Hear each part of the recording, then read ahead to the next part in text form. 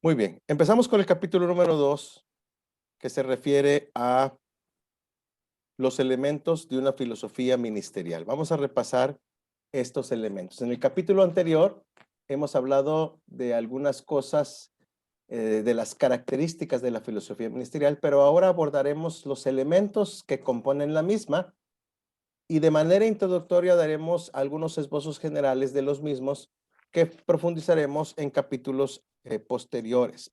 Número 1. Las escrituras cuestionando nuestro marco contextual. El primer elemento de una filosofía ministerial es que sea bíblica y por lo tanto debemos de cuestionar la acción, las palabras y los pensamientos con las escrituras.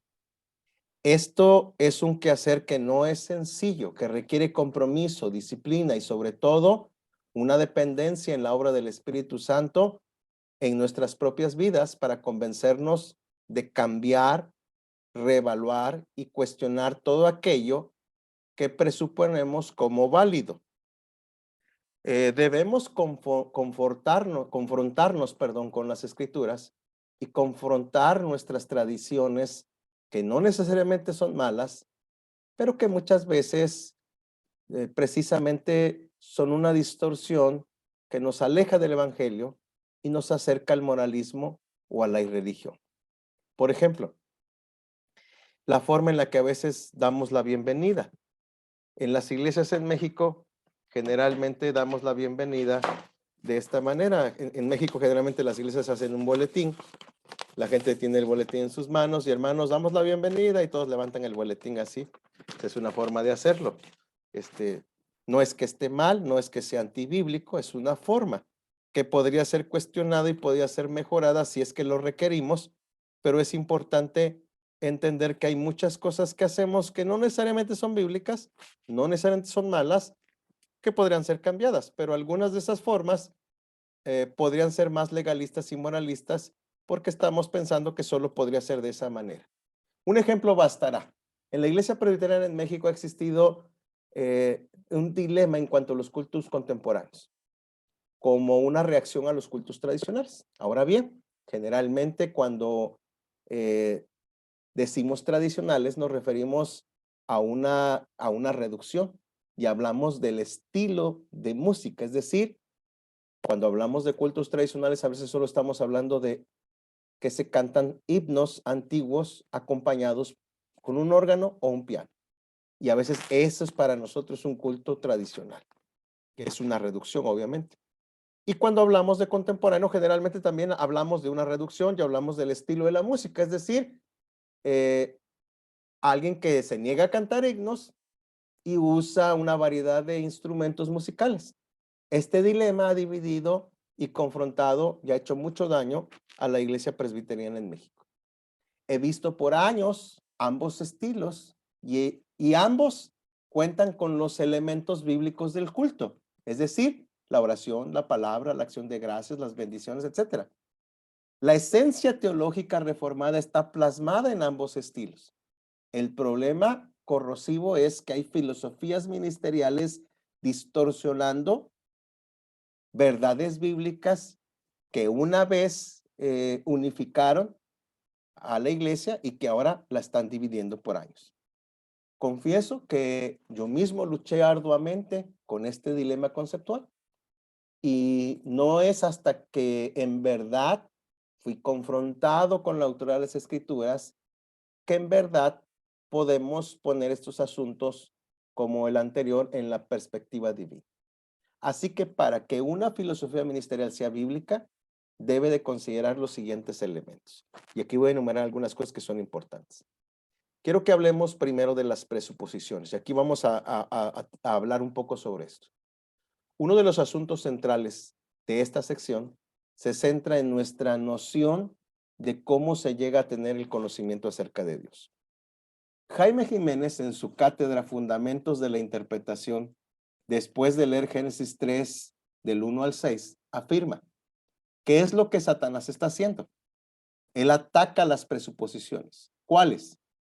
Si Dios existe, no está comunicando la verdad. Invita a dudar de lo que Dios dijo. La serpiente le comunica a Eva que Dios no, que Dios nos revele un marco racional para entender la realidad. No le da el golpe a Eva, sino sacude sus presuposiciones. Olvidando lo que Dios dice. Tú puedes interpretar la verdad. Es decir, poniendo en duda lo que Dios dice. La raza humana se pretende autónoma. Tú puedes determinar lo que está bien o está mal. Satanás, usando hoy la misma técnica para atacar a la palabra de Dios, una vez que la mujer ve, codicia y toma, nuestra mente también está caída como consecuencia del pecado. El hombre cae completamente en el pecado y esto afecta toda la realidad de la reflexión que el hombre hace. Perdón, hay un micrófono prendido. Si les pido por favor que apaguen su micrófono para que no escuchemos la distorsión. Gracias. Muy bien. Ahora, el énfasis recae en la mente, porque se trata de nuestras creencias, de nuestros pensamientos. Esto aplica a cada área de nuestra vida, entonces aplica a nuestra mente. El estado caído de nuestra mente está alcanzado, tiene que ser alcanzado también por el evangelio. Ser justificado implica ser justificado aún en el estado caído de la mente. Gracias a que cada área de nuestra vida es justificada, ahora nos podemos esforzar en interpretar correctamente la palabra de Dios.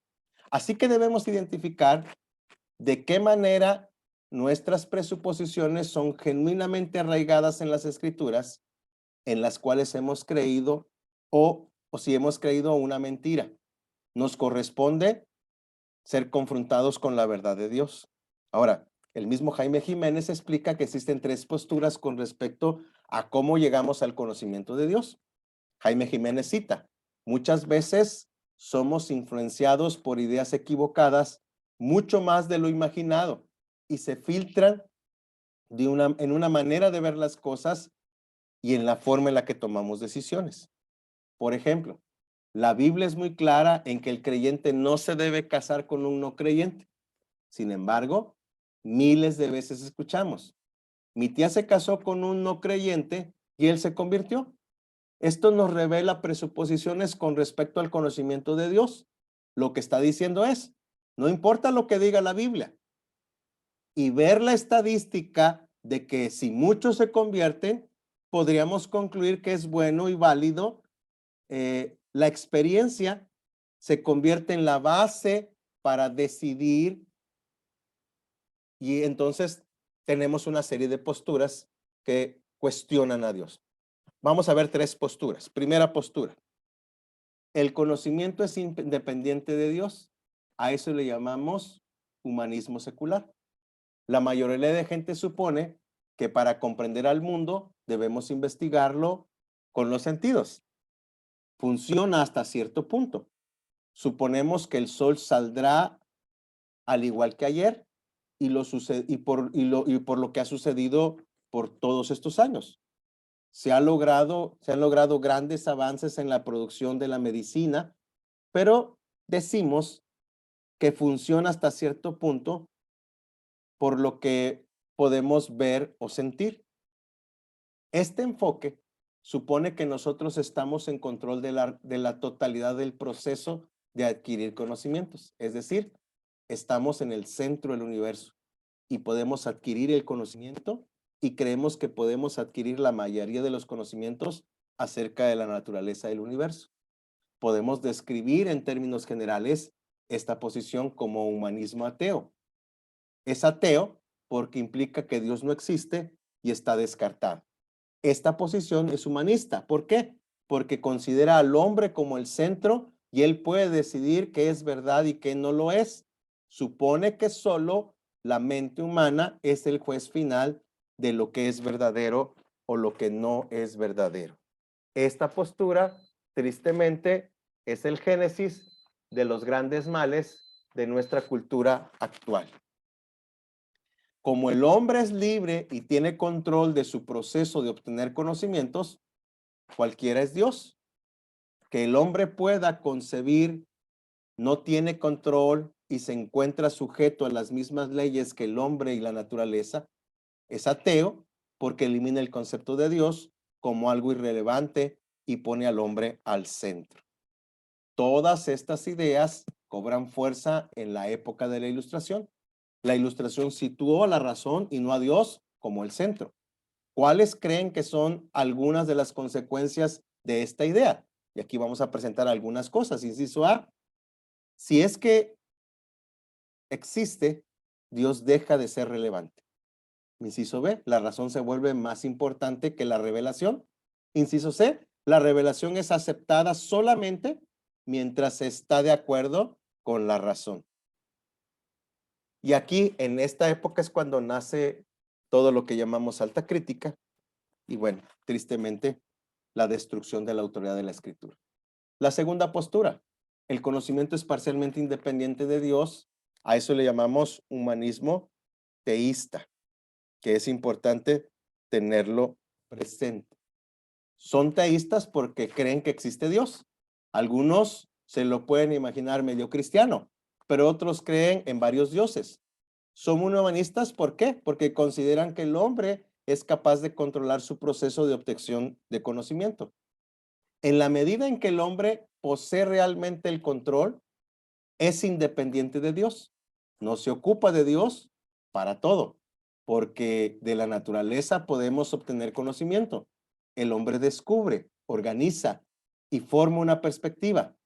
Opinan que existe un ámbito de verdad que no podemos observar de manera directa.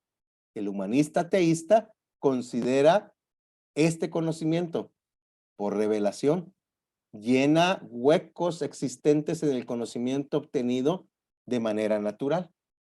¿Cuáles son las consecuencias de esta postura? Inciso A, Dios es visto como especialista que puede añadir grandes conocimientos a los que ya nosotros hemos añadido. Inciso B, Dios queda sujeto a las leyes que ya conocemos, por lo tanto, Dios no puede decirnos algo que contradiga la razón. E inciso C, dicen, la Biblia no aplica para la vida real. Inciso D, cuando separamos nuestro cristianismo de las demás cosas, Dios es irrelevante en los negocios, la ciencia, etcétera. Tristemente, esta postura es también muy común en la época actual. La tercera postura, que es la postura que nosotros tendríamos con respecto a esto. El conocimiento depende de Dios, a lo que llamamos teísmo cristiano. Como palabra de Dios, al hombre interpreta el significado de la realidad. Génesis 1, 28 al 30, que es el mandato cultural.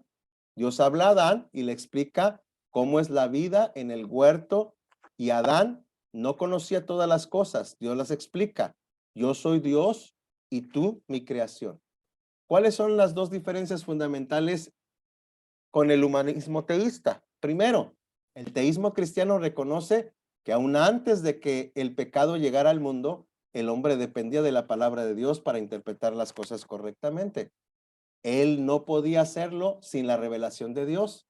Esto no significa que Adán no hubiera conocido nada, sino que no hubiera podido conocer nada correctamente sin entender esta máxima realidad. El teísmo cristiano reconoce que Dios tenía que hablar aún antes de la caída para que el hombre pueda entender que estaba mal comer del árbol del fruto prohibido. La segunda diferencia es que el humanismo teísta supone que el proceso por el cual el hombre obtiene conocimiento se ve afectado por el pecado.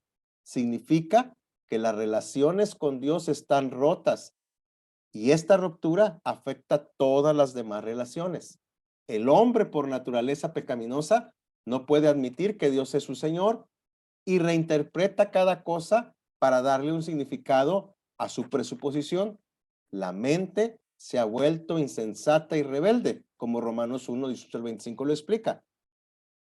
Si la pecaminosidad del hombre no le permite reconocer conscientemente la verdad, ¿qué esperanzas podemos tener? La Biblia nos presenta como la esperanza en tal situación. El Evangelio. Dios entrega la revelación especial de sí mismo y trabaja en nuestra voluntad rebelde a través de su Espíritu Santo, especialmente a Cristo, y por lo tanto nos convence de la verdad de Cristo. Esta renovación no será completada hasta la venida de Cristo y habrá lucha y tensión. Conocemos de la manera en la que Dios nos la interpreta. La tercera postura que expone Jiménez es precisamente la que debemos de reconocer como válida para la correcta lectura de las Escrituras y por consecuente dará presuposiciones centradas en el Evangelio que permitirán evitar el legalismo o la irreligión que generalmente luchan por ocupar un lugar en nuestra reflexión. Así, la conclusión central es, a partir de este acercamiento, Dios existe, Dios es verdadero, Él se autorrevela a nosotros y deja a nuestra disposición las Sagradas Escrituras, que por su origen son divinas, inerrantes, infalibles y única norma de fe y conducta. Este Dios se revela como un Dios trino y uno, soberano, que establece un plan redentor para el hombre y en Cristo cumple su promesa a nosotros. Y por lo tanto, toda redención es solamente por la obra de Jesús y no hay ningún otro camino a la redención. Él se revela como el Dios que da de la historia y ha preparado para nosotros un lugar junto a Él en la eternidad. El Evangelio es la forma en la que Él nos ayuda a encontrar respuesta a los conflictos del hombre. Hasta ahí este asunto de las presuposiciones que me parece a mí fundamental en este proceso de reflexión, que es importante que lo tengamos presente. ¿Por qué? Porque si nuestra presuposición no es esto último que estamos explicando, que Dios se revela y que la única manera de que el conocimiento de Dios sea correctamente interpretado son las Sagradas Escrituras como única norma de fe y conducta inerrante e infalible, podemos caer en las otras dos posturas y de ahí que tengamos un montón de teologías y filosofías sin fundamento bíblico que distorsionan el trabajo que hacemos como cristianos. Es importante tenerlo presente. Ahora vamos a continuar. Este asunto de las presuposiciones es como una introducción a los tres ejes que vamos a presentar a continuación, que son esenciales. Ya como parte de esa presuposición, hablamos de los tres ejes centrales del quehacer teológico. Como creyentes reformados, creemos que la obra de Cristo es central en nuestra tarea de hacer teología. Y desde mi perspectiva, estos tres ejes son parte de la cosmovisión reformada que permiten formular con claridad una filosofía ministerial, y en verdad esta filosofía no sea cuestionada, no sea distorsionada y realmente reforme las falsas creencias con las que podemos ser afectados y permitan filtrar adecuadamente en las Escrituras el mensaje redentor de Cristo a fin de poderlo presentar con poder y en el contexto en el que somos llamados. Vamos a enumerar estas tres cosas. Número uno, la teología del pacto. El tema de pacto es central en la Escritura, ya que la Escritura se estructura por medio de este concepto bíblico teológico. El pacto entreteje los temas tales como Dios, hombre, Cristo, la iglesia, la redención y las últimas cosas. Un correcto entendimiento del pacto de gracia, sus diferentes dispensaciones, la manera en la que Dios se relaciona con el hombre a través de este y ofrece un camino a la redención, son implicaciones que debemos considerar aquí. Si el pacto explica la relación vertical entre Dios y el hombre, también dimensiona las relaciones horizontales que el hombre tiene con la creación y por lo tanto, la manera en la que Cristo y la proclamación del Evangelio deben ser expresadas por medio de nuestro contexto. Aunque profundizaremos en este elemento de nuestra filosofía ministerial, hago hincapié que omitir esta dimensión, la teología del pacto, puede definitivamente afectar y desvirtuar la pureza, no solo de la doctrina, sino trastocar definitivamente el estándar de la vida cristiana y por lo tanto las implicaciones y responsabilidades que la iglesia tiene con la comunidad en donde se encuentra inmersa. El segundo aspecto esencial es la cristología. Toda escritura habla de la obra redentora de Cristo. Entender el pacto de gracia habilita definitivamente para aprender a ver a Cristo anunciado en cada página del Antiguo Testamento y del Nuevo. Él es el cumplimiento de todas las promesas. En Cristo, el pacto de gracia encuentra su centralidad y movilidad. En Cristo, la relación entre el Padre es restaurada. En Cristo, la relación con la creación es renovada. En Cristo y por su obra, la consolación en el Espíritu Santo es posible. La enseñanza bíblica del Padre presenta a Cristo y su obra como punto culminante de la revelación de Dios. Así que si pretendemos que nuestra filosofía ministerial sea en verdad un reflejo de la obra de Cristo, esta debe de apuntar a la misma y desarrollar las implicaciones de la obra de Cristo en nuestro ministerio. Tercero, la centralidad del Evangelio. Tim Keller define el Evangelio como: soy aceptado por Dios a través de Cristo y por lo tanto obedezco a Dios. Es en el Evangelio en donde la doctrina del pacto y la cristología encuentran el sentido y rumbo redentor. El Evangelio es no solo aquello que los no creyentes necesitan, sino lo que los creyentes necesitamos cada día. En el Evangelio, la vida encuentra conexión y las dimensiones transformadoras que permiten que la vida de Cristo se muestre a través de su iglesia y ésta sea liberada a fin de sazonar al mundo e iluminándolo diariamente con la gracia. Estos tres elementos son esenciales e indispensables en nuestra reflexión bíblica teológica. Ver cómo estos se desarrollan y están conectados intrínsecamente uno con el otro nos confronta, pero a la vez nos reta a ver dimensiones antes despreciadas ante la falta de reflexión. El segundo elemento, el primer elemento es estas dimensiones teológicas que tienen que ver con la presuposición y estos tres ejes: teología del pacto, cristología y evangelio. Los vamos a profundizar bastante en los capítulos posteriores. Contexto. Aquí hablamos de cultura. El diccionario hispanoamericano de la misión define cultura como: es la suma total integrada de rasgos contemporáneos aprendidos que caracterizan a los miembros de una sociedad. Es la manera total de la vida de un pueblo. Según Taylor, la cultura está formada por el conjunto complejo que comprende los conocimientos, las creencias, el arte, la moral, el derecho, las costumbres y otras capacidades adquiridas por el individuo en cuanto que es miembro de la sociedad. El vocablo indica el modo particular como un pueblo o personas cultivan su relación con la naturaleza, entre sí mismos y con Dios, de modo que pueden llegar a un nivel verdadero y plenamente humano. Es el estilo de vida común que caracteriza a los diversos pueblos. Por ello se habla de pluralidad de culturas. Cuando nos acercamos a un nuevo campo misionero o queremos revitalizar una iglesia, tenemos que considerar la cultura donde estamos inmersos.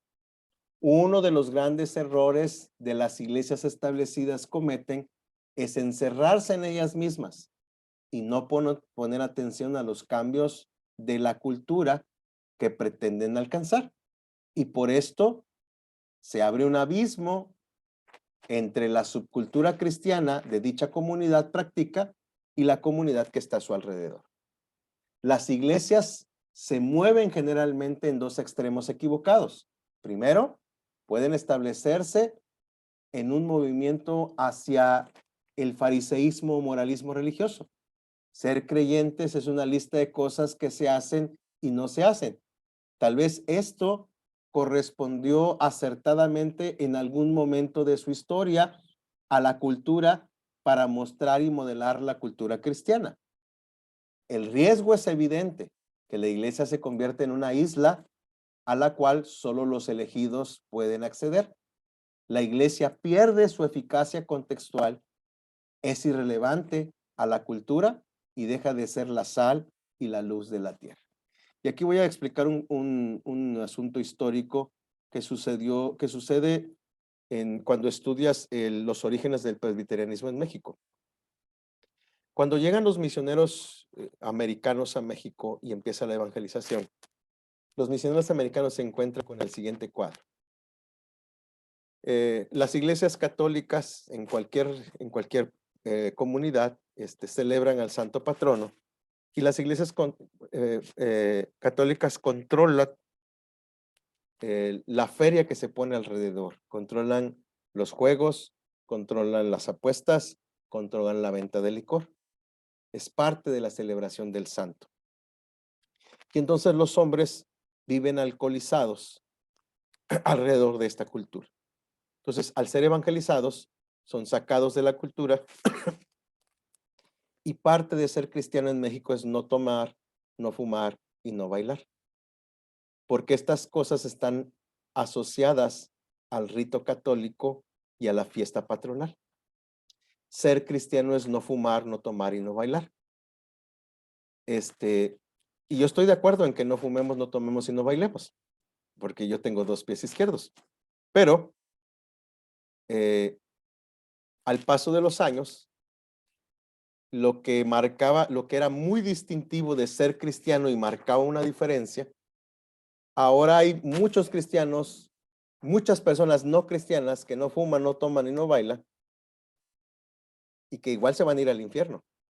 Y hay muchos cristianos que no fuman, no toman y no bailan, e igual se van a ir al infierno, porque no son cristianos verdaderos, porque tienen una doble moral.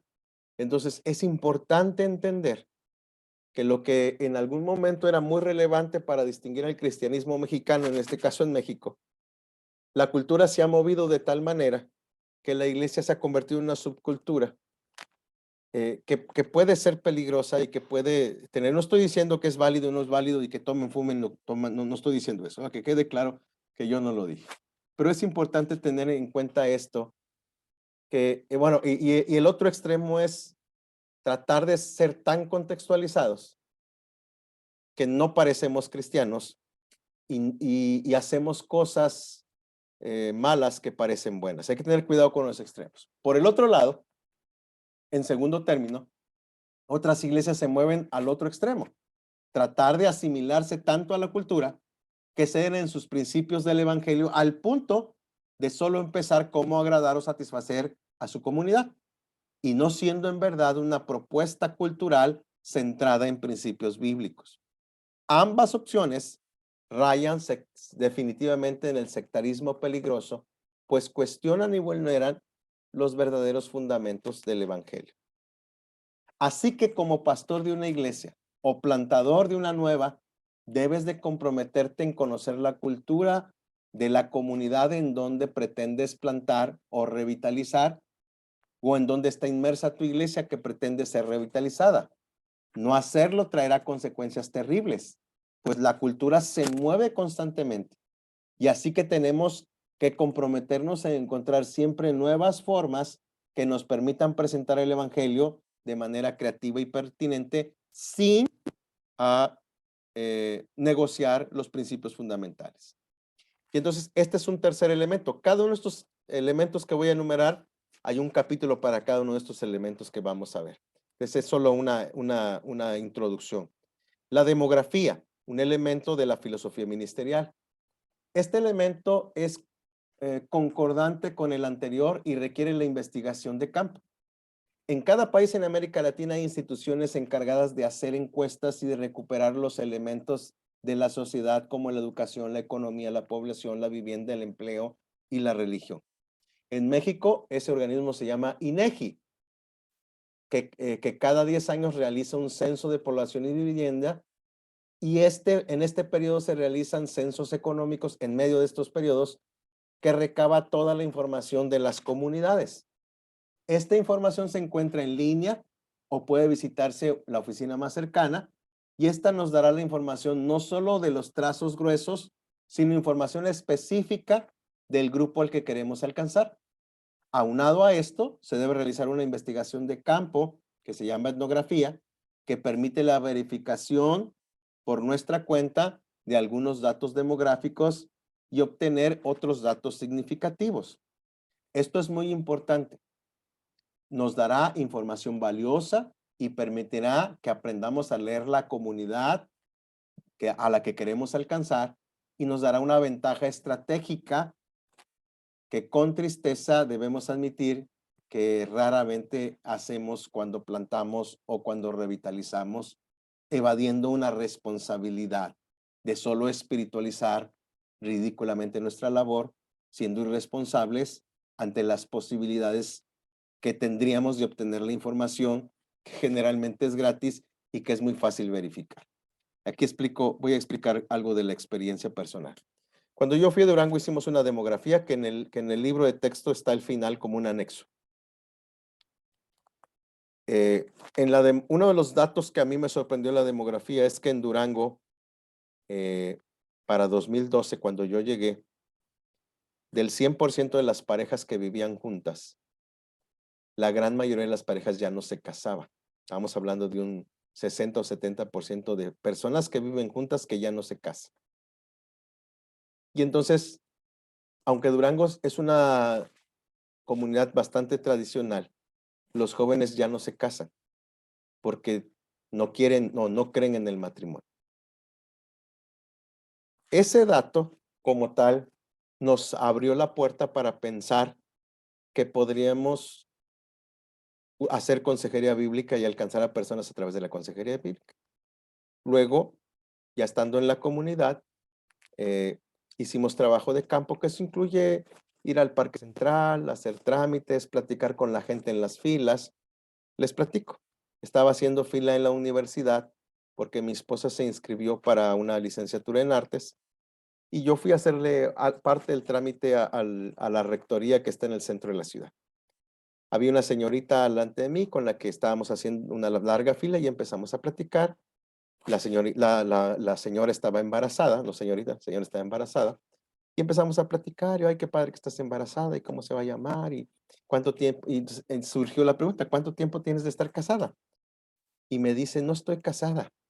¿Cómo? Y entonces, pero el papá se está haciendo responsable. No, no me interesa que se haga responsable, yo puedo sola. Estoy estudiando, esta es mi segunda carrera, trabajo no sé para quién, y no me quiero casar, no necesito un hombre para vivir. Y ella me empezó a platicar y yo, pues ya yo me puse a sus órdenes, bla, bla, bla. Explico esto porque es así como esa plática, me encontré más de 10 o 12 casos que corroboraron el dato estadístico que el INEGI me dio y que por lo tanto me abría la oportunidad de darme cuenta que hay una profunda necesidad porque hay ¿Cómo creen ustedes que los papás de esa muchacha se sentían? Decepcionados, tristes, su iglesia no tenía respuestas, ni su sacerdote, ni su pastor cristiano tenían respuestas.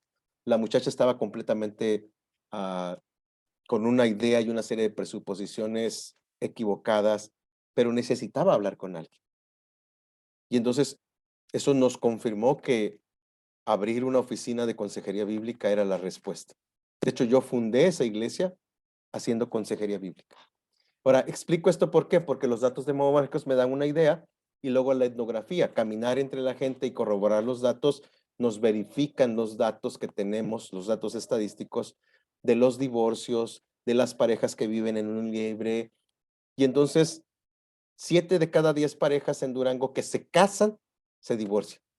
7 de cada 10 parejas que están viviendo juntas, no están viviendo en matrimonio. Y eso te denota un asunto, ahí hay un problema. Y hay una oportunidad ministerial que yo encontré. Entonces, es importante hacer el estudio porque entonces nos abre oportunidades ministeriales que son realmente relevantes a la cultura. No elaborar o trabajar una demografía nos pone en desventaja estratégica ante una sociedad posmoderna cambiante y que desafía los paradigmas de nuestra fe reformada. Aquí otro ejemplo. Bueno, el pastor Teo conoce de donde yo vivo. De donde yo vivo más hacia el oriente está una empresa muy grande chilena, que es como un Home Depot. No me acuerdo cómo se llama, pero ahora que fui a Chile y lo vi, dije, hay uno por mi casa. Que venden cosas, es como una ferretería gigante. Home Center. ¿Cómo? Home Center. Home Center, pero no, esta tiene otro Sodimac. nombre y es chilena. Sodimac. Sodimac, exactamente. Es un Sodimac, como una gran ferretería. Y ellos tiene que ser negocio para que les tiene que ir también en Chile. Pero cuando se vinieron a poner aquí, estoy seguro que hicieron un estudio demográfico. No se vinieron a poder porque había un local vacío ahí. Se vinieron a poder porque hicieron un estudio demográfico de los ingresos de las personas, de la cultura de las personas, de la gente que vive en ese sector, bla, bla, bla, bla, bla, y decidieron poner un Sodimac aquí. Explico esto por qué. Porque la gente no cristiana, si hace estas cosas, las empresas no cristianas sí tienen una filosofía, no ministerial, pero tienen una filosofía que responde a lo que hacen.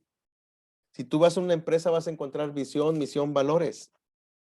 O sea, es algo que ya se hace, que podemos usar para darnos una ventaja estratégica, obviamente centrados en el evangelio, centrados en Cristo, con nuestras presuposiciones teológicas, pero que en sí nos da una ventaja estratégica y que generalmente no hacemos, generalmente no le preguntamos. Hay un libro muy bueno que se llama De las brasas al fuego, una cosa así, que es un texto sobre revitalización. Y en ese texto habla de las señales de una iglesia enferma. Una señal de una iglesia enferma es la reputación de la iglesia en su vecindario, la mala reputación de la iglesia en su vecindario.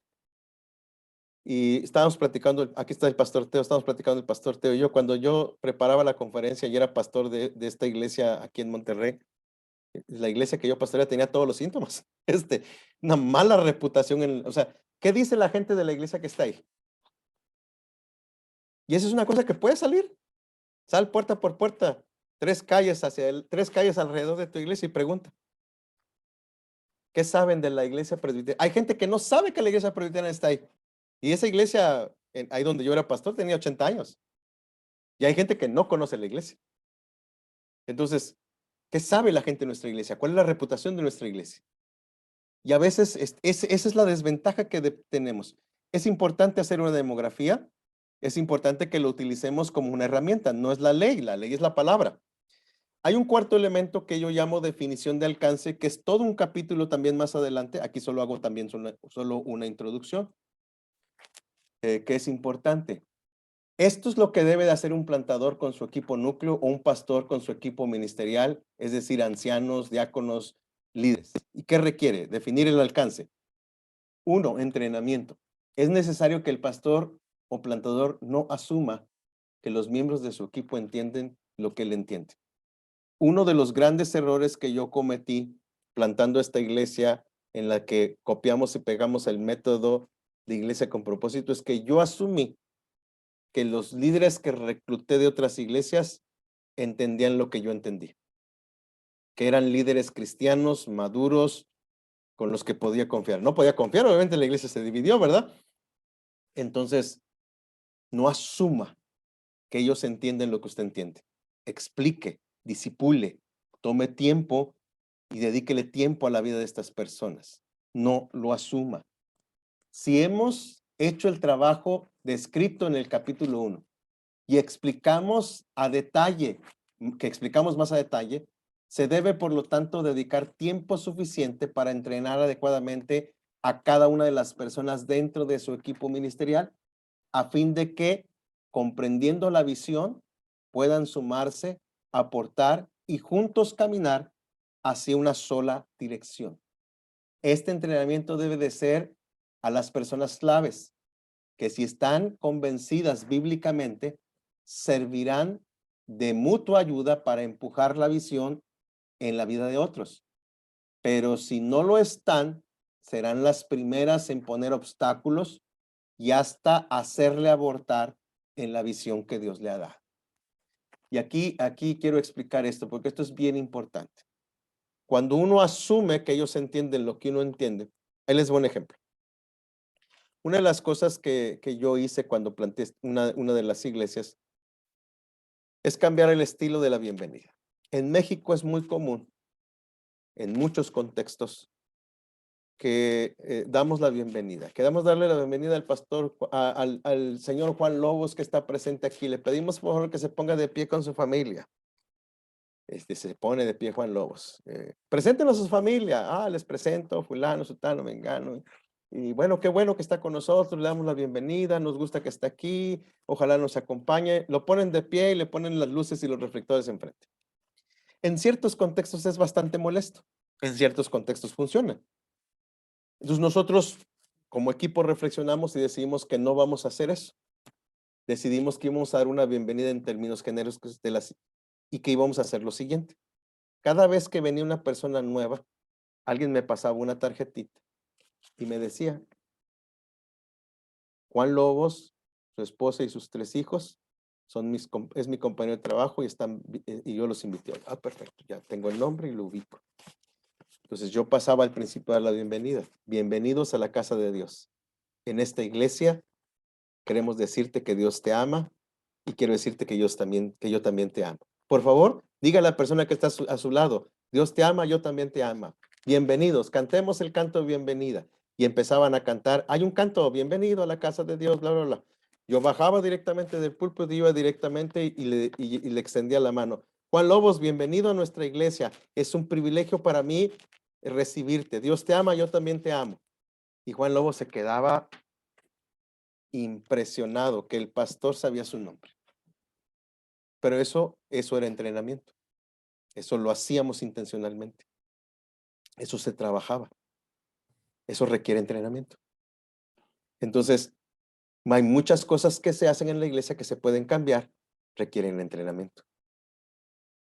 Hay que tener cuidado. Por ejemplo, otra cosa que hacíamos es que teníamos la escuela de formación cristiana de 10 a 11 y de 11 a 11:30 inicialmente teníamos café, sodas, galletas y pan. Un pequeño coffee break para platicar con las personas no cristianas, darles la bienvenida y tener una pequeña interacción. Se fue convirtiendo en una tradición que de pronto se convirtió en una competencia de a ver quién llevaba el mejor almuerzo, porque después llevaron tacos y después llevaron cosas. Y lo tuvimos que quitar porque se hizo una cosa loca, las familias competían a ver quién traía el mejor refrigerio y todo el mundo estaba esperando, llegaban sin desayunar a la iglesia, estaban esperando que dieran las 11 para almorzar y todos estaban más preocupados por almorzar que por saludar a las personas no cristianas. Cuando se perdió el sentido de lo por cual se hizo, se quitó. Entonces, en una iglesia que tenemos una filosofía ministerial correctamente establecida, cuando pasa una cosa así se desvirtúa, es muy fácil quitarlo. Porque todos los ancianos, todos los líderes tienen bien claro por qué hacemos las cosas. Y cuando se desvirtúa, todos vemos las señales y lo hacemos a un lado. Entonces, es importante tener presente este asunto cuando estamos hablando de una filosofía ministerial. Un segundo aspecto de esto es la planeación estratégica. Es decir, se requiere la reflexión y el análisis para determinar lo pretendido y cómo expresarlo de manera con alteridad, empatía y que refleje el evangelio. Esto es importante. Definir objetivos a corto, mediano y largo plazo que sean medibles, mesurables y evaluables. Es una tarea que requiere un esfuerzo intencional. Entonces, es importante que los objetivos sean medibles, mesurables y alcanzables. Porque podríamos decir, en 5 años vamos a tener 500 personas. Eso no va a pasar a menos que Dios quiera hacer una cosa explosiva. Ha pasado, pasa con algunas personas, pero generalmente no va a pasar. Entonces tiene que ser medible, algo que realmente podamos medir. ¿Cuántos miembros? Si podemos, por ejemplo, una meta medible, 10 nuevos miembros. 10 nuevos miembros son 3 familias, 2 familias grandotas. Entonces es muy fácil medirlo. Que sea mesurable, que sea evaluable. Entonces es bien importante. Bien. Voy a hacer una pausa con la grabación. Voy a compartir mi pantalla para que pueda ver nuestra presentación de lecciones 3 y 4. Vamos a ver la lección número 3, que es, ya vamos a profundizar en los principios bíblicos teológicos ya de manera más profunda, que esto me parece muy importante que lo tengamos bien claro. En esta lección vamos a profundizar sobre de lo que hablamos ya muy someramente en el capítulo anterior. Así que consideramos los tres principales ejes para elaborar nuestra filosofía ministerial, para que sea bíblica, que se centre en la teología del pacto, que tenga una correcta cristología y una central del evangelio como principios rectores. Entonces, hablemos de la teología del pacto. Los que son pastores, sé que esto es obvio, pero es vital. Hemos afirmado que el pacto de gracia es la columna vertebral por medio de la cual corre la historia de la salvación. Por lo tanto, su entendimiento correcto determinará implicaciones que afectan positivo o negativamente el ministerio de cualquier pastor o plantador. Así que dedicaremos este espacio para explicar brevemente lo que es y no es la doctrina del pacto y cómo impacta en una correcta filosofía ministerial a fin de que cada uno de nosotros sea consciente de estas implicaciones. Hablemos del pacto de redención. Es esencial para el entendimiento de la doctrina reconocer que la misma escritura presenta la concepción clara de que la Trinidad pacta en favor de nuestra redención. El entendimiento del pacto de redención tiene implicaciones que se esbonarán con la centralidad de Cristo y del Evangelio, que tocaremos al fin de que el plantador y el pastor tengan atención en esto. En el pacto de redención, el Padre y su función dentro del pacto de redención. Dios, el Padre, pacta con Dios el Hijo y con Dios el Espíritu Santo en favor de nuestra redención, a fin de que se exprese la gloria plena de su majestad, su soberanía y control sobre toda la historia, en la historia de la humanidad. El Padre predestina, selecciona y designa a los elegidos. No son estos los que deciden. Dios, basado solamente en su consejo eterno y su amor, es quien toma la decisión de aquellos que son salvos. Y como buenos reformados, debemos decir amén. Ahora, Dios el Hijo ejecuta el plan redentor del Padre y se encarna. El concepto de la encarnación es vital, ya que Dios se hace hombre y habita entre nosotros, identificándose completamente con nuestra humanidad para ser así el mediador ideal. Pues siendo Dios, puede no pecar, pero siendo hombre, puede ser el fiador de nuestra deuda ante el Padre. Jesús es quien una y otra vez, durante todo su ministerio, expresa su dependencia a los planes del Padre, dejándonos ejemplo de esta dependencia a nosotros. Dios el Espíritu Santo.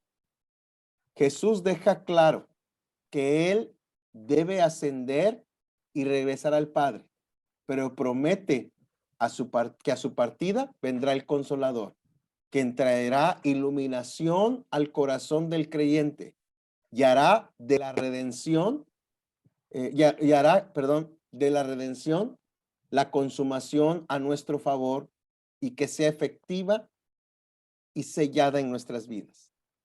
Es el Espíritu Santo quien convence de pecado, reprende e instruye por medio de las Escrituras a los creyentes, a fin de que el pacto sea una realidad en la vida de los hijos de Dios.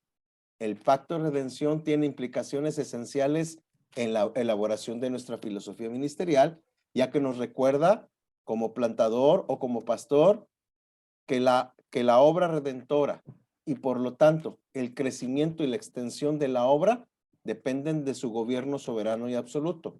Somos solamente instrumentos en sus manos. Además, nos recuerda que, por lo tanto, debemos aprender a confiar en Él como proveedor de nuestra redención.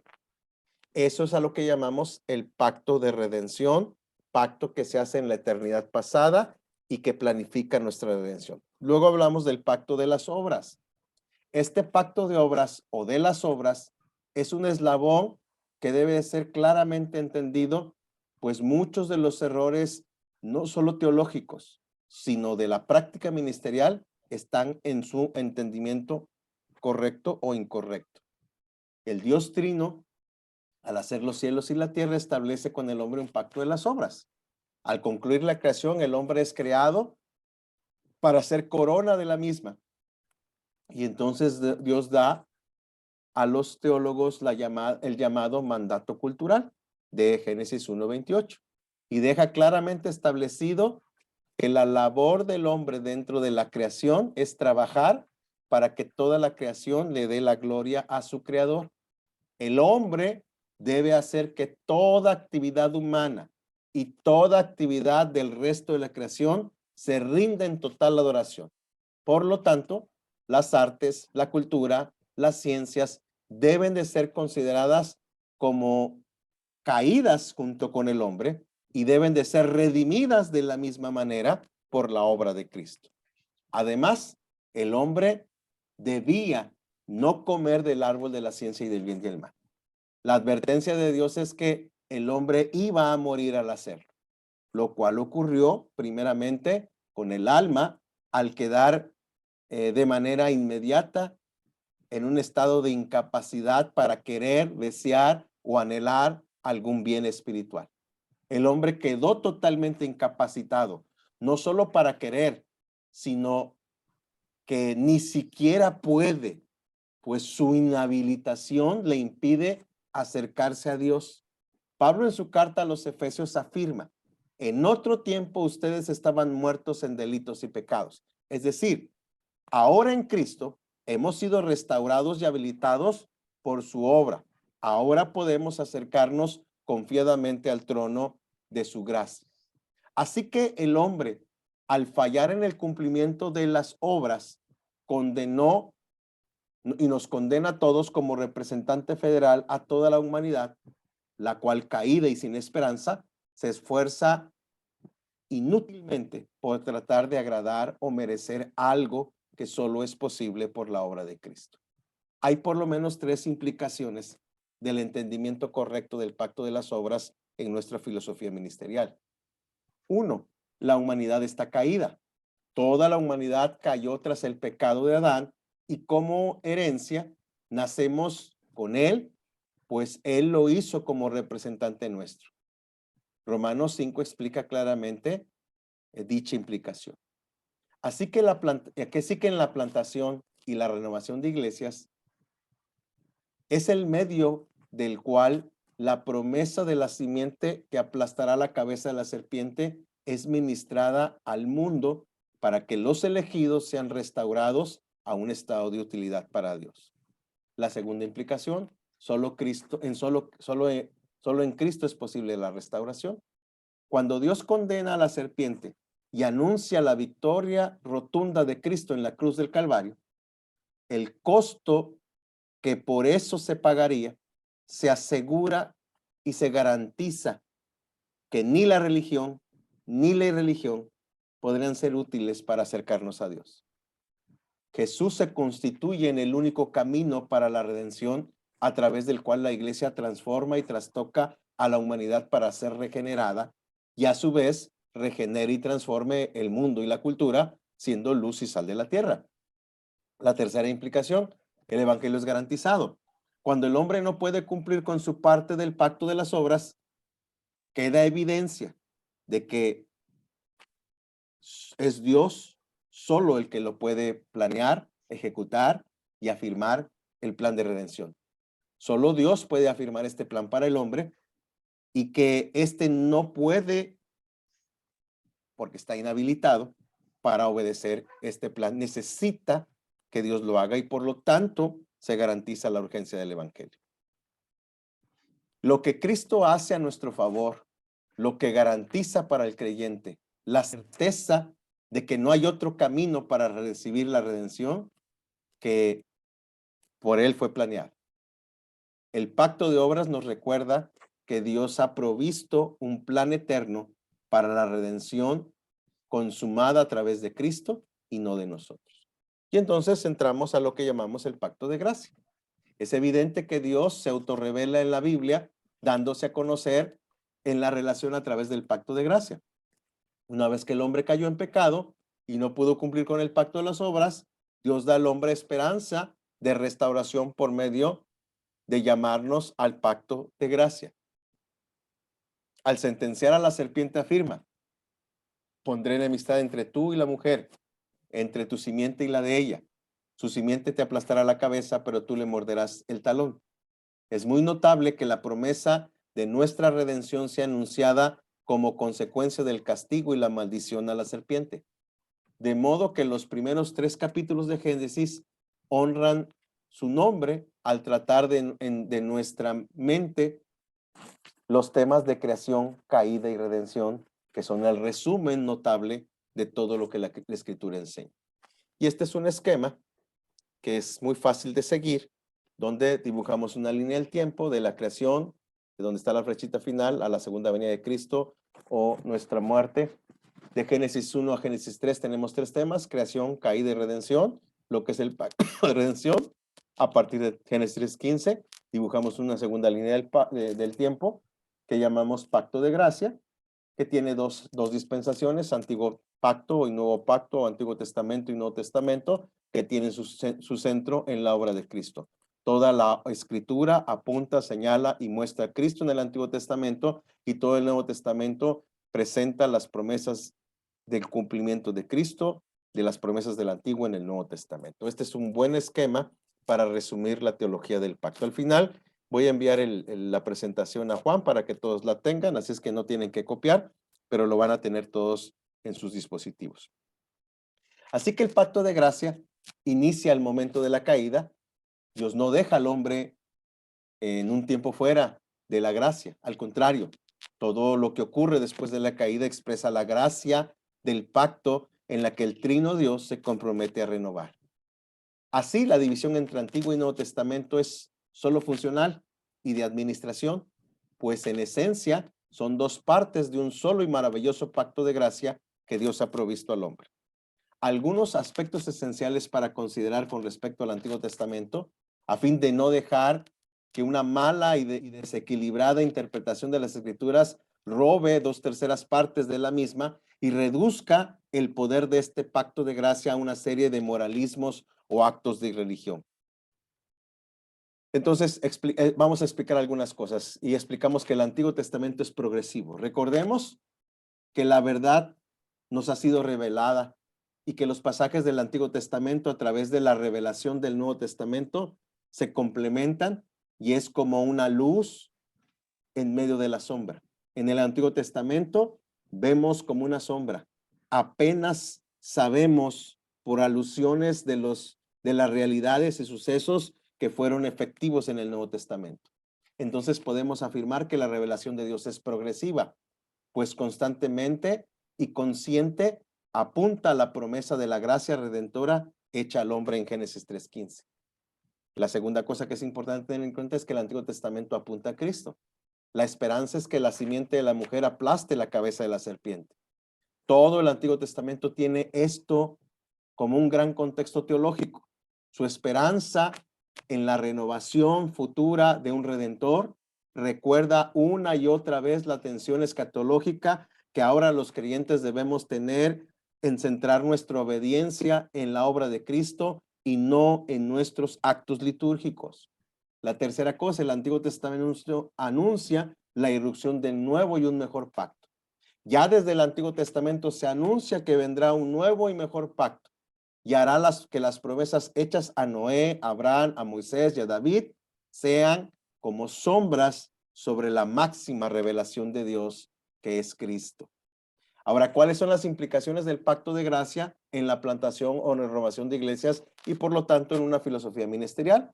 Hay una serie de implicaciones bíblico-teológicas dentro de la sana filosofía ministerial, pues si ésta debe de tener su fundamento en la promesa de Dios al hombre de redención, debe considerar la manera en la que Dios ha decidido tratar con el hombre.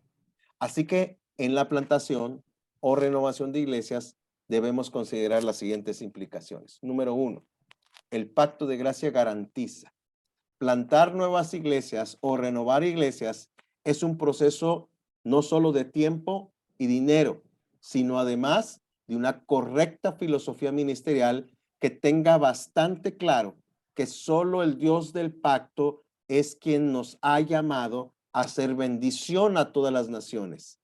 Es en quien hace la obra por medio de su Hijo Jesucristo y su único y suficiente sacrificio en la cruz del Calvario.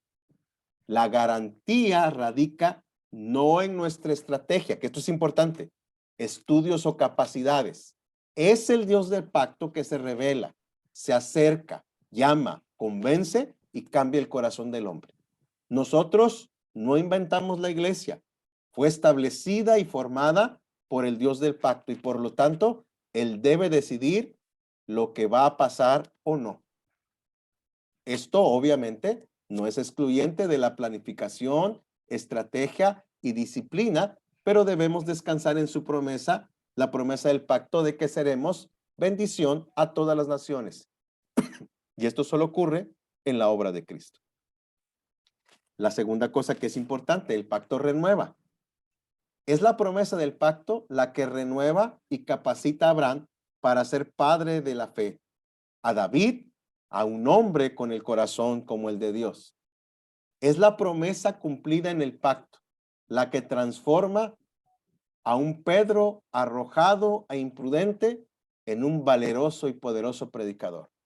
Es la promesa del pacto la que transforma a un perseguidor fanático de la iglesia en un apóstol vehemente e instrumento de las maravillas de Dios. La promesa del pacto cumplida en Jesucristo es la que renueva, cambia y transforma a los hombres, no nuestras estrategias, estilos de adoración o capacidades oratorias. Esto parecerá obvio, pero no lo es. Muchos fracasos en la plantación o renovación de iglesias están en el tratar de contextualizar o sobrecontextualizar o guardar la centralidad de la doctrina, y caemos en los dos ladrones del evangelio que terminan fuera de contexto o lleno de normas en intentos de que se vuelven infructuosos. Solo una clara concepción del pacto de gracia nos permitirá ser guiados en estos y otros peligros en el proceso que depende solo de él. Tercero, el pacto de gracia protege. Jesús le garantizó a Pedro que las puertas del Hades no prevalecerán contra la iglesia. Es decir, no hay poder mayor en este mundo sino el de Dios, el que Dios ha delegado a la iglesia del pacto. Cuando Jesús habló con sus discípulos antes de la ascensión, dijo: toda autoridad me ha sido dada.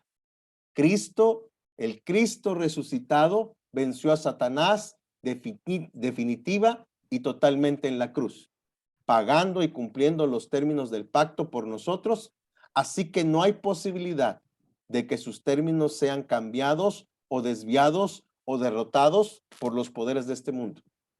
Cuando plantamos o renovamos iglesias, reconocemos que habrá oposición, pero la cosmovisión del pacto nos recuerda la victoria de Cristo. La cabeza de la serpiente ha sido aplastada y por lo tanto hemos recibido la autoridad y no hay posibilidad de que nuestra redención sea puesta en peligro. 4. El pacto de gracia nos garantiza un sentido corporativo. Plantar iglesias o fortalecer iglesias en particular pueden parecer solitario. A veces es un poco ausente de compañerismo por parte de los integrantes del cuerpo de Cristo, pero quiero hacer notar que solo esto es aparente. El pacto de gracia unifica y ayuda a identificar que cuando se planta una iglesia no se hace en la mayor soledad, aunque no haya otros cristianos a nuestro alrededor, no estamos solos, pues el Dios trino y uno, el Dios del pacto, quien hizo nuestra redención, nos acompaña, dirige, apoya, alienta y soporta. Es verdad, muchas veces la iglesia más cercana está a muchas horas o días de camino, pero la iglesia está presente a través del medio de gracia de la oración. No podemos afirmar en la fe de la doctrina del pacto, decir que estoy solo. No es así, porque siempre el Dios Trino nos acompaña y su iglesia nos respalda de la manera más poderosa posible. Y esto es la oración. Esto nos recuerda un sentido de comunidad corporativa que generalmente omitimos al plantar o renovar una iglesia. Muy bien, aquí es todo lo que estamos hablando de la teología del pacto. Quiero hacer aquí una pequeña pausa para que tengamos un pequeño break de 5 minutos, descansemos y luego terminemos con la cristología, la central del evangelio y algunas cosas que podamos ver hoy. Y voy a hacer una recopilación al final porque el tiempo se nos está acabando, pero espero que esto sea realmente interesante para ustedes. Tengamos un break de 5 minutos. Aquí son las 12:03. Regresamos a las 12:10 para que sean 7 minutitos. Pueden ir al baño, tomar agua, descansar y a las 12:10 o 10 minutos después nos vemos aquí. Voy a apagar mi cámara y mi micrófono.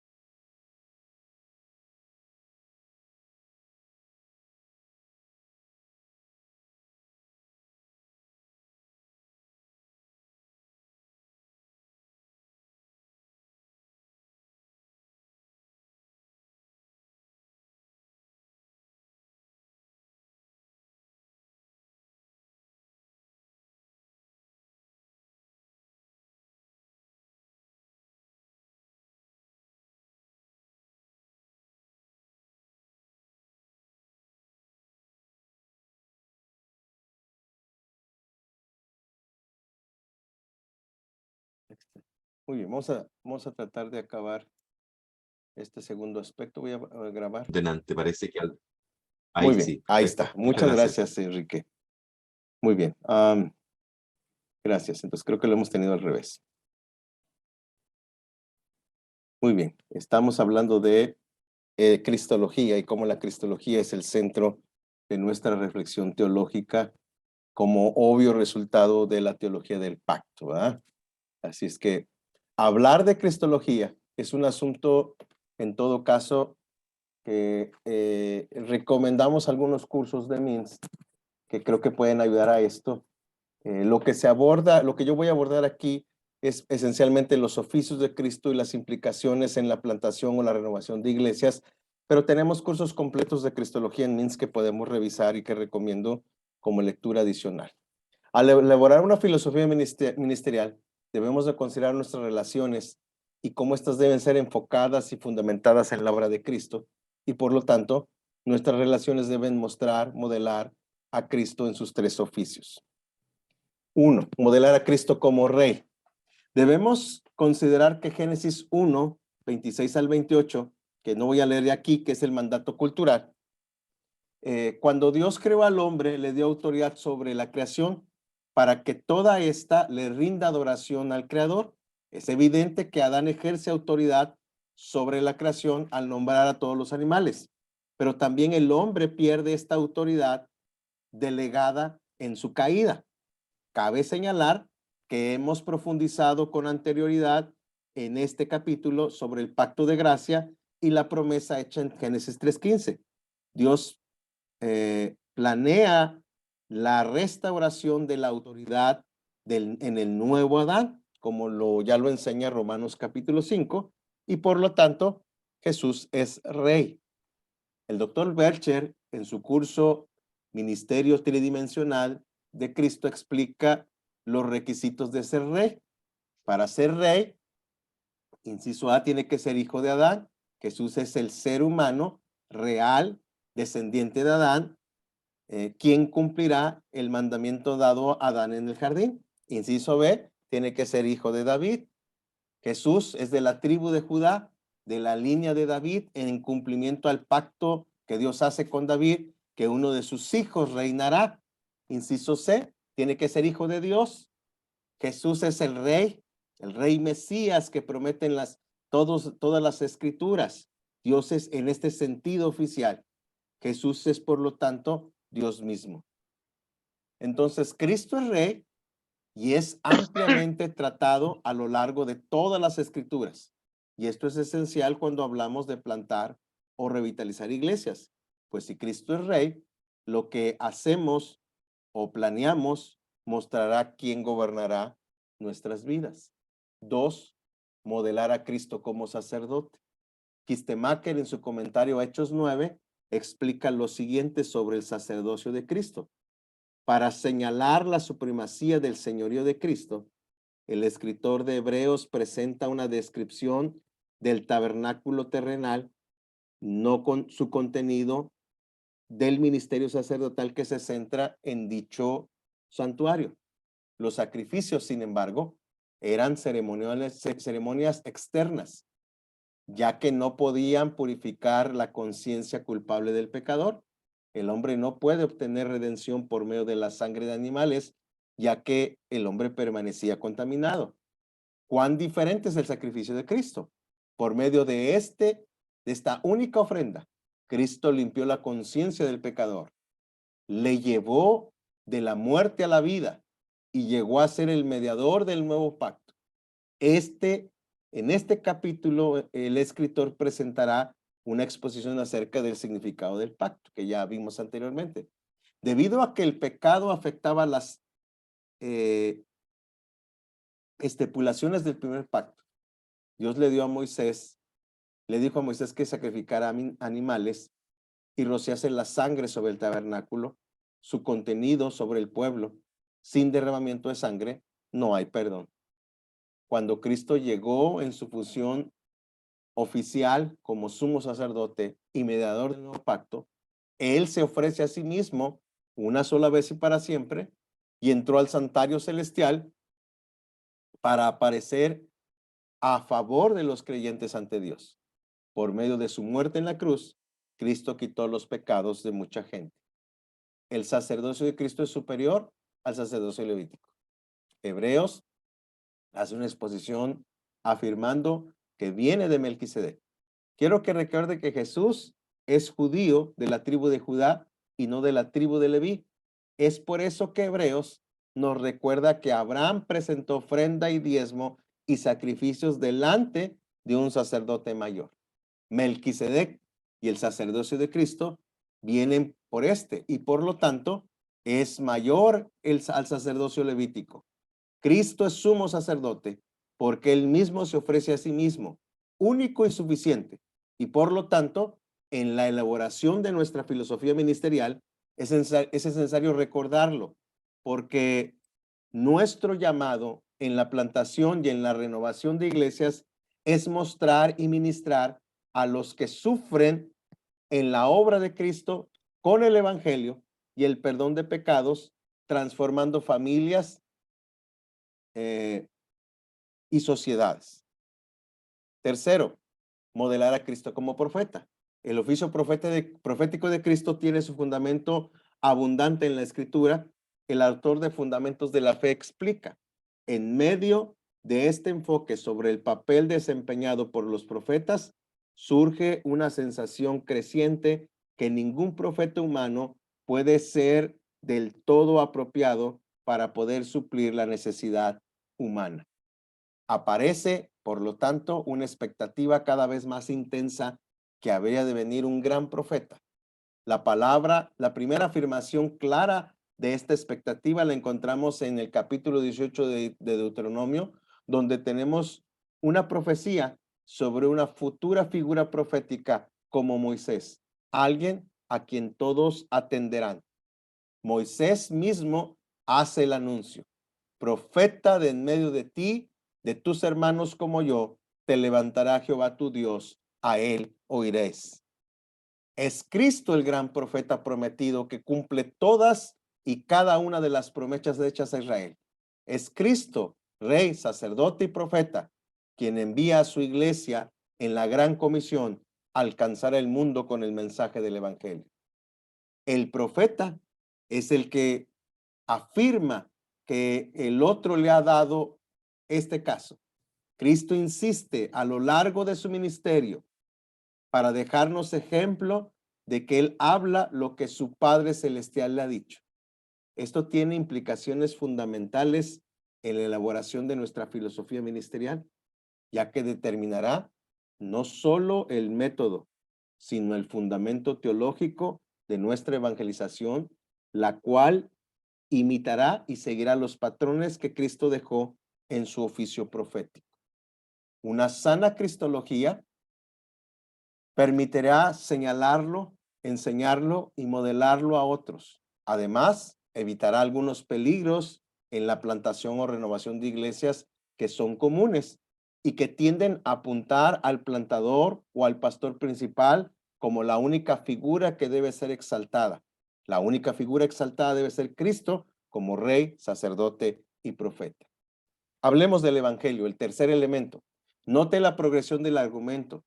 Si la doctrina del pacto es la esencia y la columna vertebral a través de la cual corre toda la escritura, esta doctrina del pacto inevitablemente señalará y apuntará a Cristo desde todo el Antiguo y obviamente el Nuevo Testamento, y le presentará como el Redentor y el consumador de todas las promesas del mismo en el Nuevo Testamento.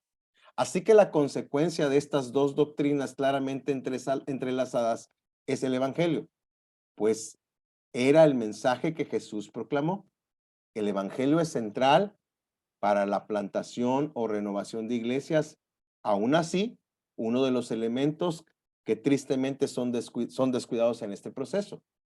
¿Qué es el Evangelio? La palabra Evangelio significa buenas nuevas, aunque esta palabra era utilizada en tiempos de Jesús para referirse a diversos asuntos que representaban un cambio radical o significativo en las vidas. Los cristianos acuñaron esta palabra para representar el mensaje de redención que Cristo hizo a favor nuestro en la cruz del Calvario, a fin de pagar por nuestros pecados. Es pues el evangelio lo que Cristo hizo a nuestro favor para darnos vida eterna. Para Tim Keller, el evangelio tiene 3 características. Él afirma: el evangelio son noticias en lugar de instrucción. El evangelio es gracia en lugar de mérito. El evangelio es cambiar al débil en fuerte. Esto es lo que Tim Keller argumenta. Es el evangelio la noticia de que Cristo ha hecho lo que nosotros no podíamos, ha cumplido con los términos del pacto a nuestro favor y se ha ofrecido a sí mismo como sacrificio perfecto. Cristo como sacerdote. Ha resucitado y le ha dado toda la autoridad en el cielo y en la tierra. Cristo es rey. Y es en ese carácter que envía a proclamar las buenas nuevas de salvación. Cristo como profeta. El evangelio recuerda que el mérito de nuestra redención está en lo que Cristo hizo y no en lo que nosotros podemos hacer o decir. No tiene que ver con nuestro énfasis denominacional o nuestra tradición cúltica. Es la obra de Cristo exclusivamente la que nos permite recordar que es gracia inmerecida y que es esta la que nos hace hijos, reyes, sacerdotes y profetas como antes no lo éramos. ¿Cuáles son las implicaciones de la centralidad del evangelio en la filosofía ministerial? Si el evangelio es central en nuestro proceso de plantación o revitalización, debemos de considerar: 1, las relaciones muestran el evangelio.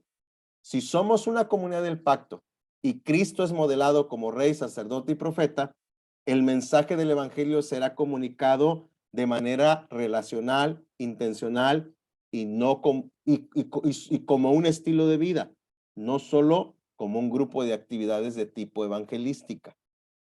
Las personas deben entender el evangelio, no solo racionalmente, deben verlo reflejado en sus vidas, en la manera en la que hacemos negocios, manejamos o tratamos a nuestras familias. Es decir, el evangelismo es algo que modela a Cristo y al pacto.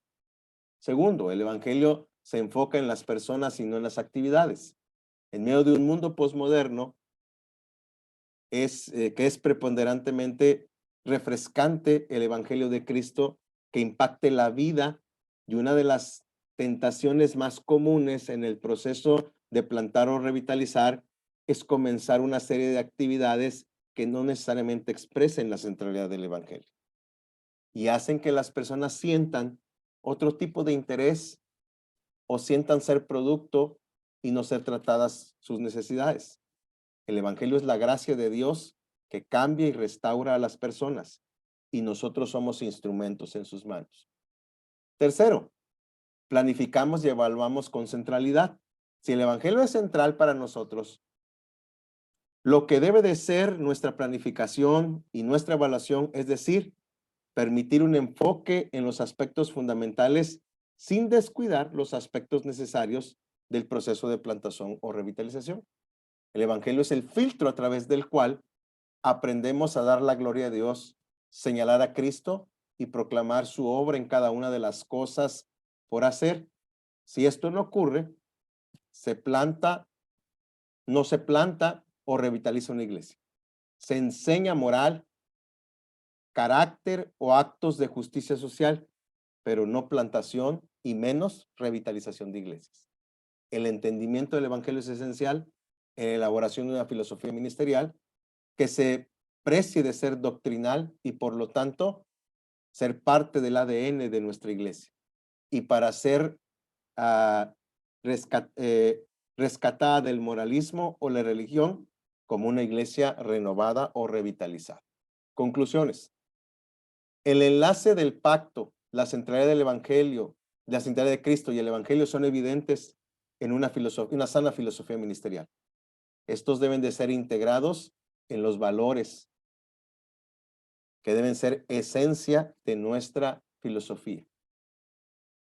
No dudo que es posible entrelazar otros temas bíblicos que usted puede incluir en su reflexión filosófica ministerial, como el reino de Dios, el compromiso por la ciudad, la plantación de nuevas iglesias, y estos pueden ser puestos como fundamento Pero estos tres ejes deberían ser no negociables, porque estos tres ejes están ligados a toda la escritura y ayudan siempre a plantar o renovar iglesias.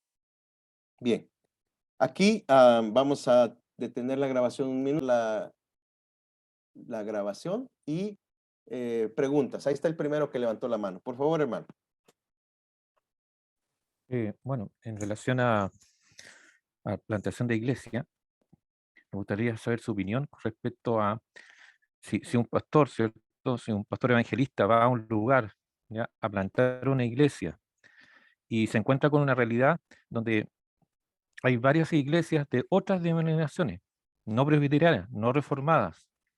¿Es conveniente hacer alianza? ¿Es conveniente hacer, como se dice, amistades con esas iglesias para poder tener más fuerza en cuanto a la plantación de esa iglesia en riesgo de la doctrina que reformada que nosotros tenemos, Mira, en yo función creo de otras doctrinas? yo creo que es importante tener compañerismo ministerial, sobre todo cuando estás en un lugar donde no hay nadie más. O sea, te puedes tomar un café con el bautista, con el pentecostal, con el carismático, pero eso no quiere decir que vas a hacer lo que ellos hacen. Tú estás plantando tu iglesia con tu propio enfoque.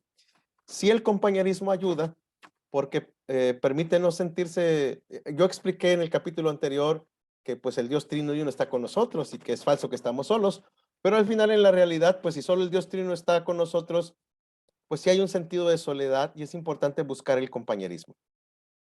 De hecho, en una de las cosas que yo hice cuando llegué a Durango y llegué solo, es buscar la alianza ministerial o el consejo pastoral. Obviamente no estaba de acuerdo con todo lo que hacían y con todo lo que enseñaban, pero me dio un compañerismo con algunos pastores, con algunos me identifiqué más que otros, obviamente por el asunto de la doctrina. Y cuando yo llegué a Durango, lo primero que yo hice en Durango es poner un centro MINS, antes que iglesia. Yo llegué en julio del 2012 y en agosto del 2012 estaba dando una clase de consejería a un grupo de 5 o 6 pastores con sus líderes.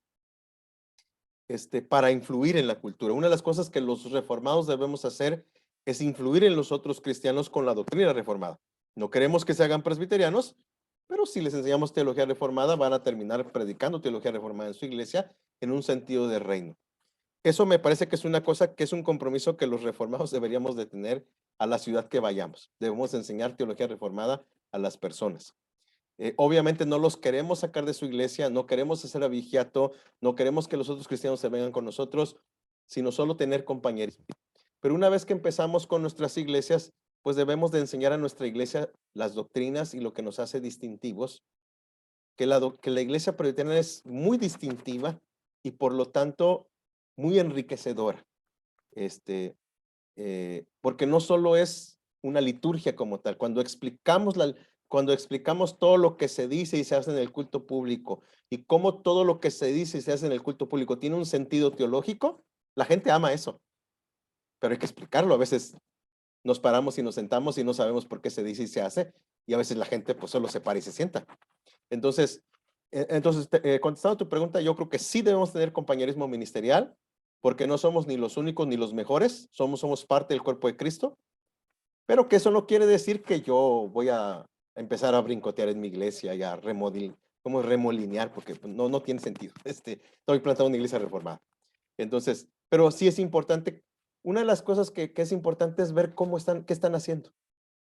Hay cosas que uno puede aprender de ver cómo le hacen, porque si es una iglesia exitosa que tiene mucha gente, puede que haya cosas, puedo aprender de lo que no debo de hacer. A veces vas y escuchas unos sermones que tú dices, wow, ¿cómo es posible que la gente escuche eso? ¿Cómo es que la gente crea todo eso que está diciendo este hombre? Y a veces puedo aprender todo lo que no se hace y que yo no debo de hacer. Y puedo aprender cosas valiosas. Por ejemplo, fui a una iglesia de un pastor argentino bautista que tiene una iglesia carismática en Durango. La predicación es bastante decente porque el hombre tiene un trasfondo bautista reformado. Pero tenían un equipo de ujieres espectacular. Yo había hablado con el pastor, nos habíamos tomado un par de cafés porque tenemos otro amigo en común, bautista en Monterrey. Entonces, él me recomendó, fui, hablé con él, me explicó lo que hacía. Y el día que llegué a su iglesia, nos da su nombre, soy el pastor Esaú Reyes. Y ellos ya sabían. Ah, sí, el pastor Leonardo nos pidió que acompáñenos y me sentó hasta adelante. Ya tenía un lugar reservado para mí, me presentó con su congregación. Quiero presentarles al pastor Esaú, es el pastor de la iglesia presbiteriana, viene a plantar una iglesia presbiteriana entre nosotros. Es una denominación muy histórica y le damos la bienvenida, pastor, esta es su familia. Sabemos que usted va a hacer su labor, pero en esta iglesia tiene familia. Y eso se lo agradeces cuando no conoces a nadie. Claro, hay cosas que aprendí que no deberíamos de hacer, ¿sí me entiendes? Entonces, pero compañerismo ministerial sí, obviamente, sí. Esto es importante, cuando mandamos un plantador, mandamos a la persona mejor capacitada, a la persona que tiene su fe bien fundamentada, que no se va a hacer musulmán, que no se va a hacer pentecostés, que no le va a agarrar la loquera ya plantando la iglesia presbiteriana, porque pues queremos plantar iglesias presbiterianas, ¿sí me entienden? Entonces, no mandamos mandamos a la persona más capaz a plantar iglesias. No mandamos al que no tiene iglesias, al que ya no lo quieren, al que ya pasó por todas las iglesias y ya nadie lo quiere. Bueno, que vaya y plante una iglesia. Ese es el peor error que podemos cometer. Porque ese sí se lo van a llevar los pentes, hasta los sabáticos se lo pueden llevar. Entonces, aguas con eso. Hay que tener cuidado con eso. Buena pregunta, gracias. La siguiente pregunta, por favor, los que tienen levantadas las manitas, no alcanzo a ver, déjame ver si puedo ver el nombre. Por favor, primero René y luego Farnelli. René, por favor. ¿Quieres abrir tu micrófono? Buenas tardes, pastor. Amén. Buenas tardes. Me da gusto estar participando, escuchando su participación en esta hora, y creo que es muy importante para nosotros como pastores ser abiertos en el entendimiento de la palabra, ¿verdad? Amén. Para poder pues transmitir este conocimiento a los ancianos. Como bien decía, la filosofía ministerial a veces la estamos practicando sin saber en sí qué es la filosofía ministerial, ¿verdad? O en sí cada uno tiene esa parte, ¿no? Amén. Yo le escuché una parte de este estudio ya hace muchos años, todavía no era pastor, con un pastor de Guadalajara, de la iglesia igual, presbiteriana, y él decía que cada miembro que llegaba, se daba la tarea de darle una capacitación integral en el conocimiento de la Biblia para que los que fueran llegando le fueran de utilidad para ministrarlos, para discipularlos. Creo que siguiendo los pasos y los lineamientos que usted plantea en su estudio, se va a requerir de esfuerzo, claro, pero da frutos y lo importante es eso, ¿no? Que nosotros podamos hacer una planificación, conscientes de que pues implica muchas horas entre final de cuentas nos va a redituar en el ahorro de tiempo también, porque nosotros nos ocupamos en muchas cosas, ¿no? Como pastores, pero me da muchísimo gusto, pastor, estar participando en esta hora, y creo que va a ser de mucha bendición lo que emprenderé con usted. Dios les bendiga a todos. Dios te bendiga. El pastor es parte de la Iglesia Presbiteriana Conservadora en México, otra denominación conservadora aquí en México, así es que bienvenido, hermano, y bienvenido también a nuestras clases de MINS. Fernelli, por favor. Gracias. Muy buenas tardes. Mira, la pregunta que yo como que más me llama la atención es, mira, estoy a cargo de una academia de teología y estaba pensando cómo conectar esta filosofía del ministerio con una academia de teología. Entonces, quería preguntarte si tú tienes alguna experiencia respecto de eso, porque si bien tu enfoque está relacionado con la iglesia, ¿cierto? Pero me parece que también una academia de teología podría también aplicar estos principios. Esa es la pregunta que tengo. Completamente de acuerdo. De hecho, podrías pasar por el mismo proceso. Obviamente, tú estás pensando en entrenar a cierto tipo de personas. Hay un curso de MINS que se llama MINS Misión, que después te lo puedo pasar si me lo pides por WhatsApp o le recuerdas a Juan, y Juan, yo se lo mando a Juan, que habla sobre la filosofía de Mintz, que tiene que ver con esto. Entonces, Mintz como seminario tiene todo un sistema filosófico que se llama Mintz Misión, que es la filosofía de Mintz. Entonces, te puede ayudar un poco. Yo creo que esto lo puedes adaptar perfectamente al contexto de un instituto, de una academia teológica que tiene como propósito. Yo creo que los 3 valores, teología del pacto, centralidad de Cristo y centralidad del evangelio, serían esenciales, y podrías escoger de 3 a 4 valores que tengan que ver con los distintivos ya denominacionales de la academia, para ser bien precisos cuando la gente viene a la academia y lee los valores, pues ya sabe de a qué estamos hablando, ¿sí me entiendes?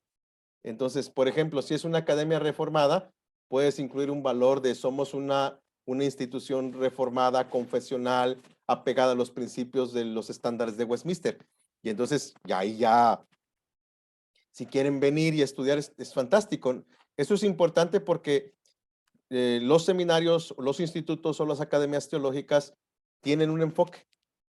Entonces, por ejemplo, nosotros recibimos estudiantes de toda tradición evangélica. Obviamente, te voy a poner un ejemplo. Nosotros recibimos estudiantes que de pronto tienen una tradición donde ordenan a las pastores, y nosotros les explicamos que en la iglesia reformada conservadora nosotros no ordenamos pastoras, y que cuando tratemos el asunto vamos a explicar la postura del seminario. Entonces, pues para que no se ofendan por adelantado, ¿verdad? Porque es importante que pues nosotros bautizamos niños y tenemos una teología del pacto en la cual fundamentamos el bautizo de niños. Entonces, es importante explicar en un instituto para que la gente sepa, porque hay institutos pentecostales donde pueden ir los pentecostales si no están dispuestos a estudiar de manera seria la teología. Entonces, yo creo que sí se puede adaptar. Nunca lo he hecho para una institución teológica, pero te puedo mandar el curso de Mintz Misión que escribió el doctor Cornelio Hegeman. Este manual lo puedes tener y tratar de hacer una adaptación. Creo que eso sería algo muy valioso.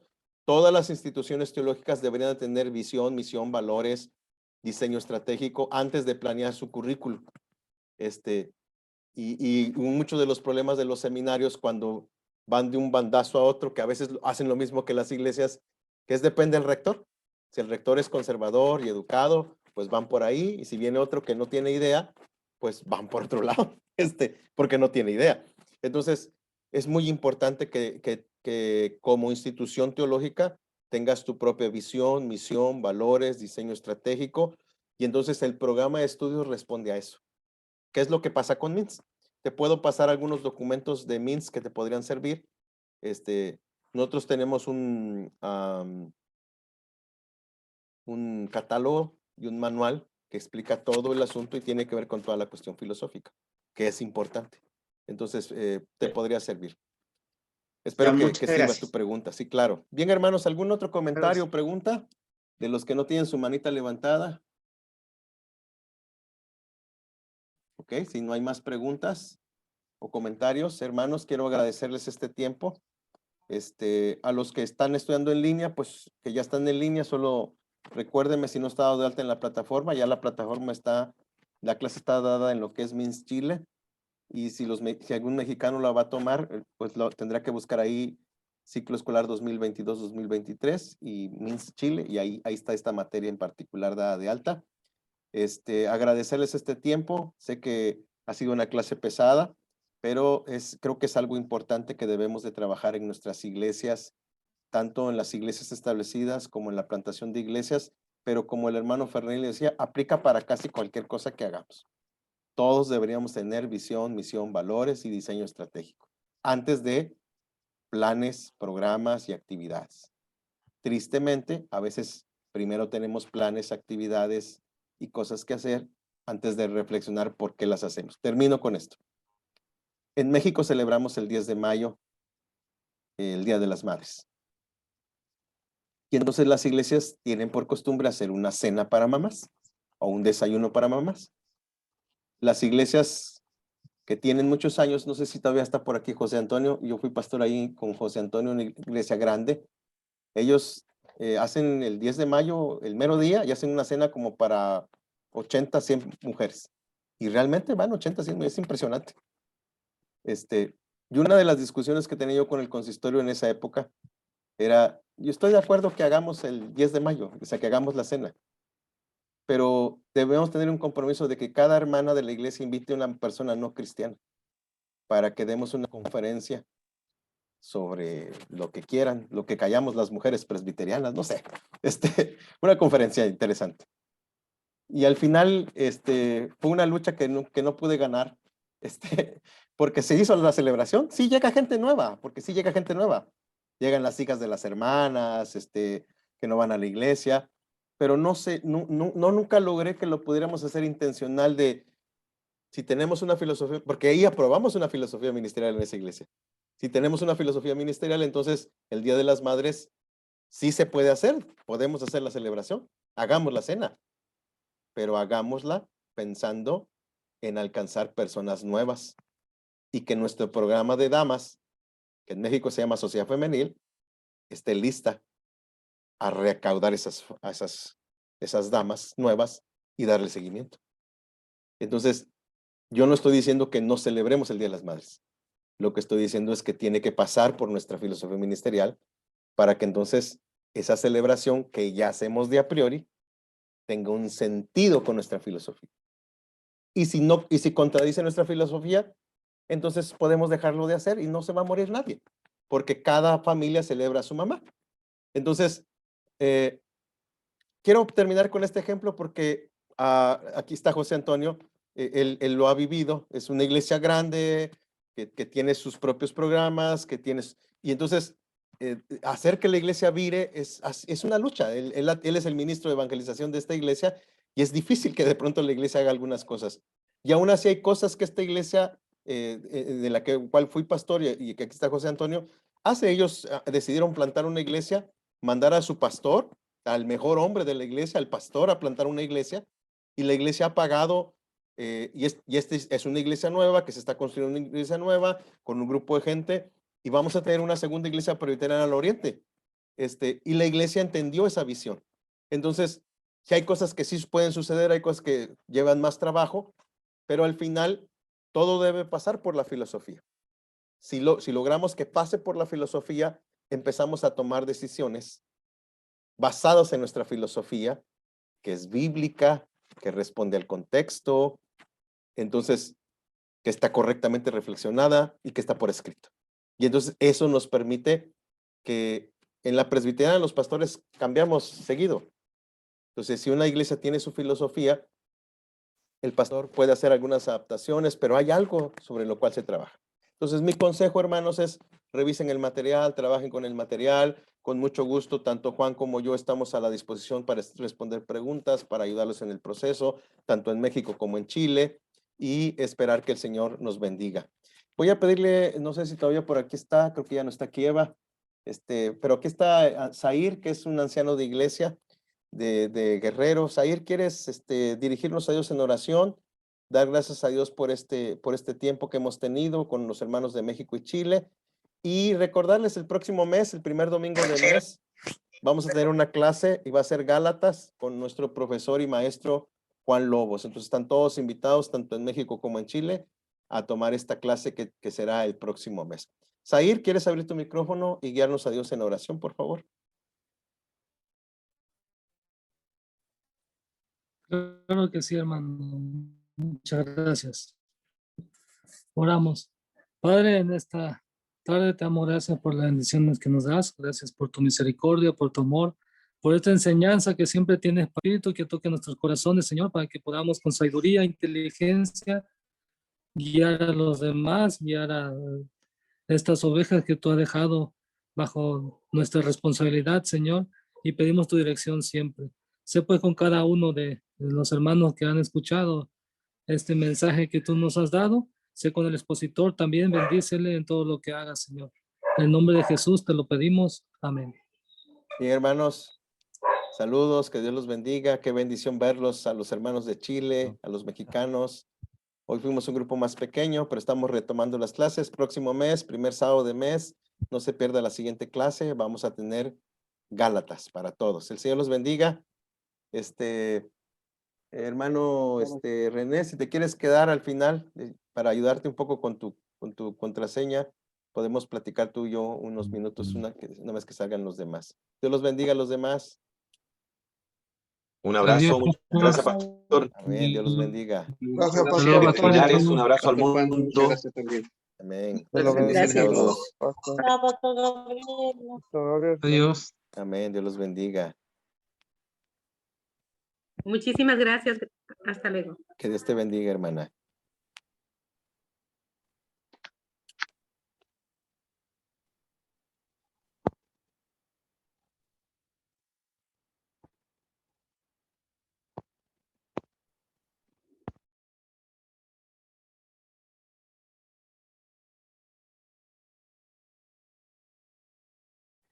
René, ¿por qué no pudiste crear tu usuario y contraseña?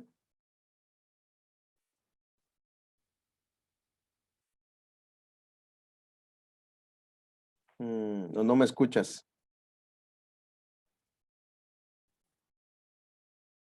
Bueno, si quieres, mejor te llamo por teléfono y te explico. Para que platiquemos ahorita, te llamo por teléfono. Hermanos, Dios los bendiga.